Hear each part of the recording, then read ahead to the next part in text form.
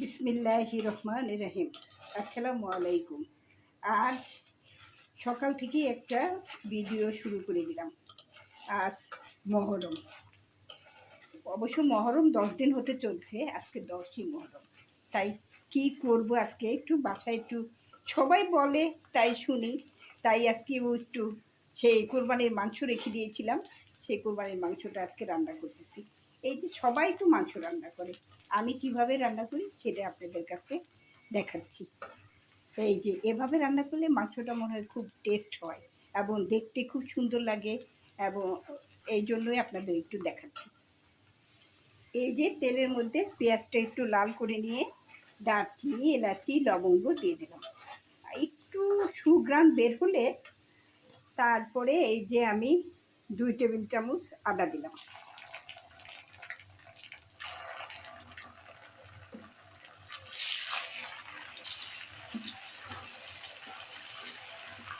তারপর 1 টেবিল চামচ রসুন বাটা দিয়ে দিলাম।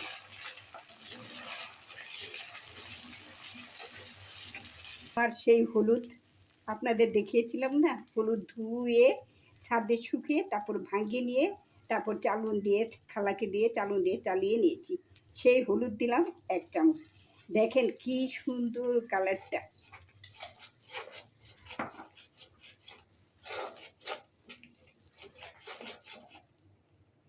আর এই যে 1 চামচ মরিচ দিলাম। তারপরে এই যে দেখুন দিলাম পেঁয়াজ বাটা 2 টেবিল চামচ, আর একটু দেব 3 টেবিল চামচ।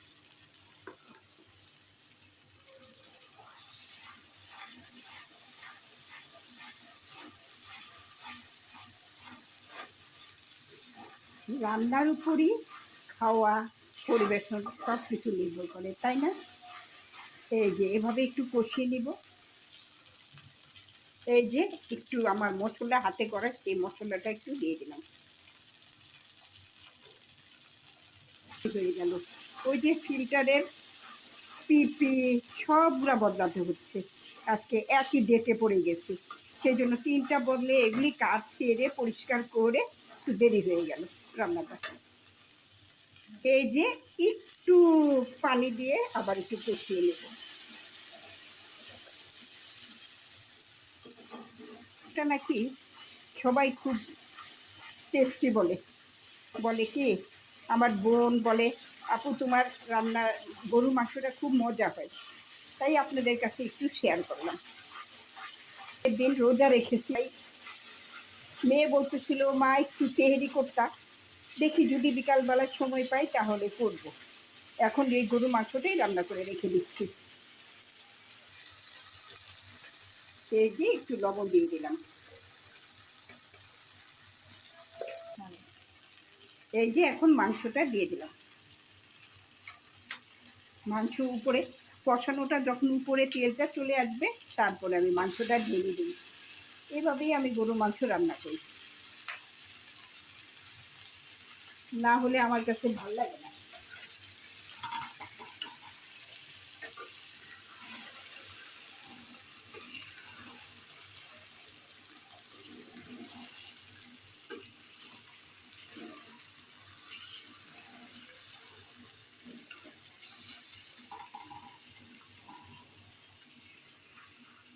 তারপরে এমনি ভিতর থেকেই পানি উঠে যাবে, তারপরে একটু ঢেকে দিব, তারপরে একটু গরম পানি ঢেলে দিব, হয়ে যাবে আমার গরুর মাংস রান্না। মহরমের দিন কোরবানির গরুর মাংস রান্না। বাগানের ড্রাগন কি সুন্দর, তাই না? কিনাগুলো দেখতে কেমন জানি লাগে, আর এটা হাত দিয়ে ধরতেও কত ভালো লাগতেছে। কি সুন্দর কালারটাও, কি সুন্দর খেতে, জানি কত সুস্বাদু হবে, তাই না? এই যে দেখুন কি সুন্দর ড্রাগন। এই 3টা হয়েছে, আরও 4টা হবে মনে হচ্ছে ইনশাল্লাহ। সবাই আপনারা মাশাল্লাহ বলবেন আমার ড্রাগন দেখে। কেমন আমার মাংসের ফাইনাল লুক। এই যে এই যে একটু ভেরেস্তা দিয়ে তারপরে নামিয়ে ফেলছি, সেটা আপনাদের দেখাতে মনে নেই। এই যে আমার মাংস রান্না হয়ে গেল। তারপরে এই যে দেখুন না, হঠাৎ করে আমার ভাই যে বলল যে আমি খাবার পাঠাচ্ছি, তুই রান্না করিস না আজকে মহরমের দিন। এই যে দেখুন, তারপর ওই যে ভাই বাসা থেকে খাবার এসেছে, এই যে খিচুড়ি, তার মধ্যে আবার একটা বোম্বাই মরিচ, তারপরে এই যে কলিজা ভুনা পাঠিয়েছে, তারপরে যে লটকা। আমি এটা খাই না, আমি তাই বলতো পারি না সুন্দর করে। ওই যে কি মাছের ফ্রাই, এই যে দেখুন এভাবে খাবে খিচুড়ি দিয়ে নাকি খুব মজা, আমার ভাই বলতেছে। আর এটা হলো দেশি মুরগি রান্না করেছে তো, সেটা অল্প। আর এই যে বেগুন ভাজা, তার সাথে এই যে আমি আবার সালাদ কেটে নিলাম। আর এই যে সেই আমার আচার, খিচুড়ি মানেই তো আচার, আচার লাগবেই। সেই যে আবার সেই আচারটা নিবে। মেয়ে বলতেছে, মা আমাকে তাড়াতাড়ি দাও, খিদে লেগেছে। হাজব্যান্ডও বসে আছে, করতে করতে দেরি হয়ে গেল। আবার বলতেছে, মা তুমি যে রান্না করেছো সেটা নিয়ে এসো, আমি সেটা দিয়ে খাবো। এই যে এই হাড্ডিগুলি আমাকে আজকে দিবে, আজকে আমি ফ্রি আছি।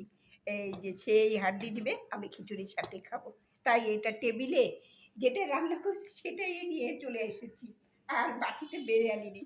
মেয়ে মেয়ে বলতেছে, আমাকে একটু তাড়াতাড়ি দাও, আমার খিদে পেয়েছে। এই যে মেয়েকে দিলাম।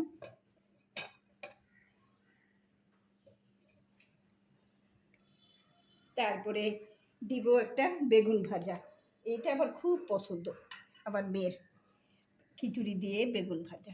এই যে ভাইয়ের বাসা থেকে এসেছে। তারপরে এই যে এভাবেই একটা একটা করে দিব। এই যে কলিজা, দেশি মুরগি, তারপরে এই যে লটকা মাছের ফ্রাই, এসব একটা একটা করে খাবে। তাহলে এখন হাজব্যান্ড আর মেয়ে খেতে থাকুক, এখনই আমি শেষ করছি। কেমন? মহরমে সবাই ভালো থাকবেন, সুস্থ থাকবেন, আমল করবেন। বাস এইটুকুই শেষ। আল্লাহ হাফেজ।